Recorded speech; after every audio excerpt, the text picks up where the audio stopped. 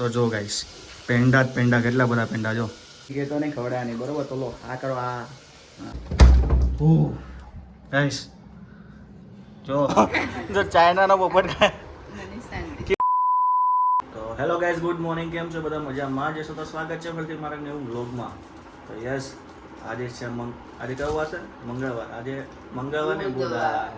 આજે છે બુધવાર અને બસ હવે 9 રેડી થઈને બેઠા છે ચા ને નાસ્તો કરવા. તો જો ગાંઠિયા, પાર્લેજી અને ચા દૂધ. અને આ તો જો ચપાટ ખીર ખાય છે.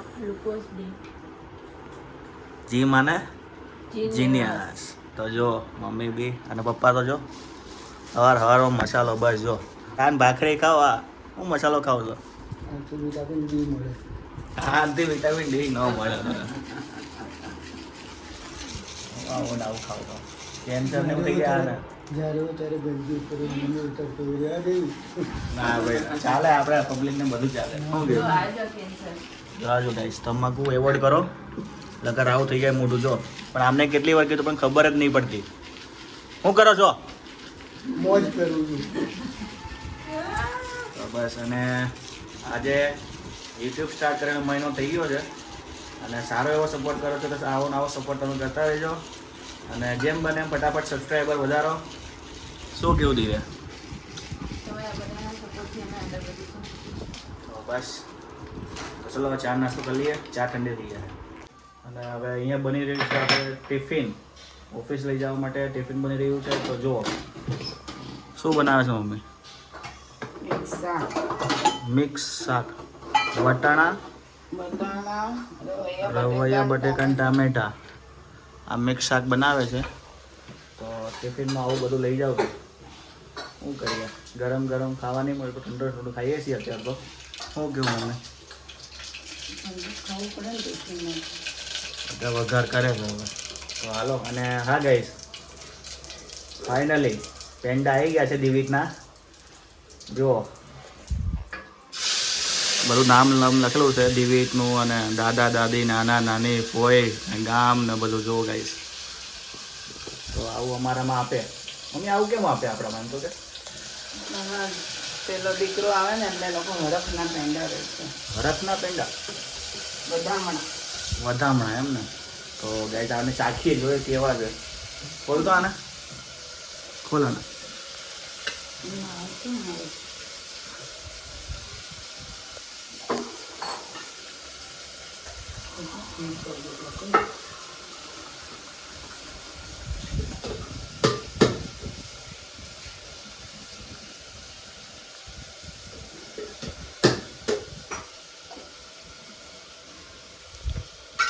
તો જો ગાઈસ પેંડા જ પેંડા, કેટલા બધા પેંડા જો. તો તમે ખાઈ લેજો, પછી કહેતો નહીં ખવડાય નહીં બરોબર. તો લો આ કરો આ. હા બસ ખાઈ લેજો. તો ચલો મસ્ત. થાબડી ના લાગે? થાબડી ના ને, થાબડી ના પેંડા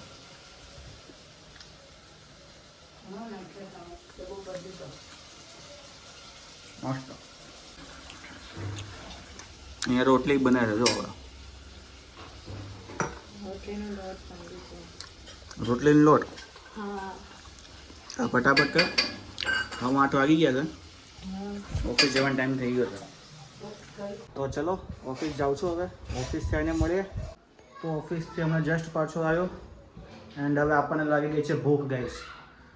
કેમ કે એને કામ કરીને હવે લાગી આપણને ભૂખ બરોબર.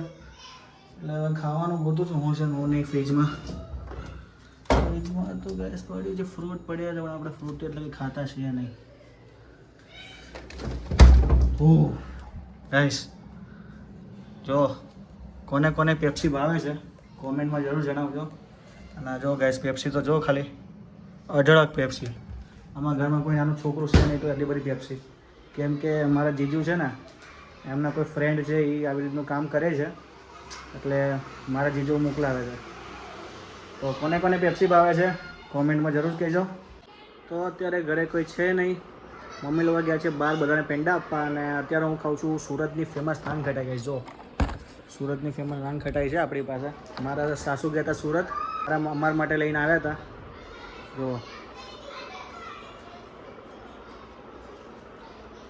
તો અહીંયા દિવ્ય ઘરે આવી ગઈ છે ઓફિસથી. એ અને શું બનાવે છે તું આજે? ભાખરી.